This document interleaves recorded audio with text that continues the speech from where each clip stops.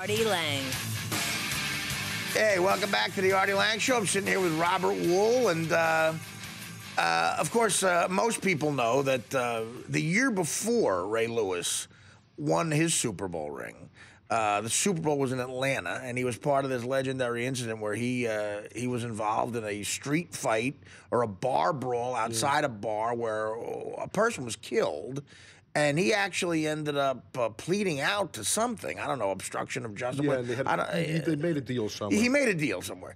And, again, that was the year before he ended up winning the Super Bowl. But you said you were out with him the night before that? Not out with him. I was hosting an event with him the night before. And he was one of the tables there.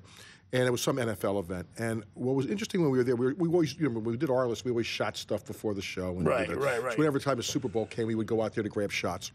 And so I was at this event, and what was interesting is that Ray was, the night before we met Ray, and he was fine. The guys around Ray were scary. That happens a lot with people who come from me too. I come from a blue collar background where I got some shady types in my past where sometimes your friends can get you in trouble, man. So I don't, like I said, this is not an apology for what happened or anything, but this was our reaction. It was like he was okay, but the guys around him were like, ooh, right, for whatever reason. I don't know. Yeah. You look at it and go, God, that's trouble. It was, yeah. I know. I've when I started getting some success, there definitely were some people in my life, in my business life, who had to, pull me aside and go, all right, listen, some of these guys, I don't know. Yeah. maybe you shouldn't be with them because just being next to them might cause trouble. And I mean, sounds exactly what happened. It's unfair because you don't want to be, you don't want the reputation. Oh, he forgets where he came from. Right, exactly. Or he forgot his friends, but.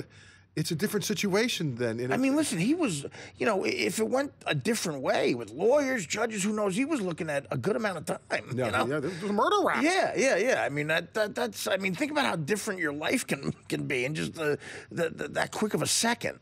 All right, so let's talk some baseball here. Okay. The Yankees. Do you think there's a chance they can get out of paying A-Rod? Do you think there's a chance that could happen?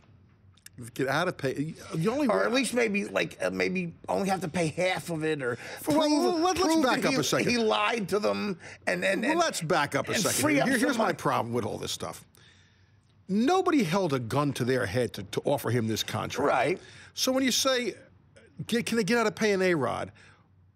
Are they giving you the money? If they, I never understand this when people say, I wouldn't give. I always these people, hey, I wouldn't give him $50. I wouldn't give him $20 million a year. But the fact is, most people say you couldn't pay anybody $20,000 a year. What do I care what you think? I'm just aggravated. I'm just aggravated that the economy the way it is, and there's like single mothers struggling to work at a pancake house, and we're going to pay him to do nothing for 5 years. How many baskets? I mean, that's not. And by the way, let's talk about this. The Yankees are making tons of money. No, I know. Okay, so, and when was the last time you saw a baseball team sell and lose money?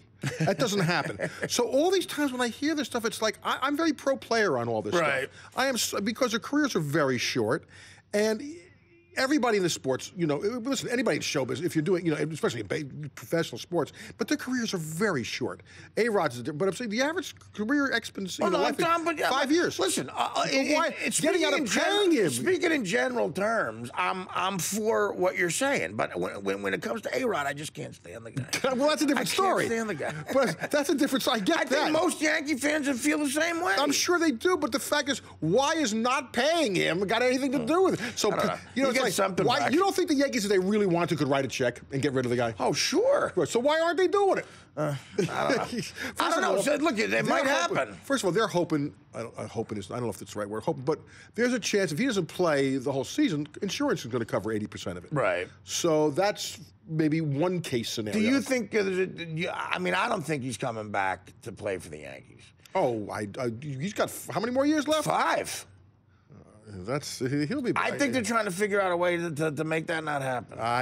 Well, then they're going to write a check. There's so much bad blood. They're going to write it. It might be worse blood, however, if they start losing, and suddenly somebody says, what if A-Rod can't come back? Do you think the Yanks are looking at? I call it the Jeter Rivera era, where like 18 years of literally one season without the playoffs. That's extraordinary. It's extraordinary. Do you think we're finally seeing that dying down now?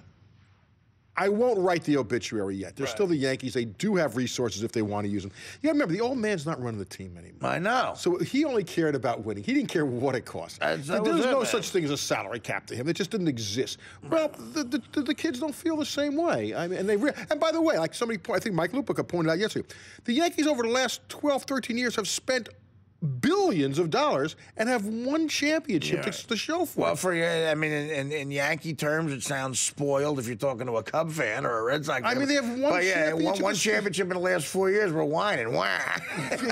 but they've spent billions of dollars. That division is so up in the air. Toronto out of nowhere. I can make a case for every team finishing first in that division and every team finishing fifth. Yeah. Well, Toronto, they went crazy and just took all of Florida, and... it's a Yankee move.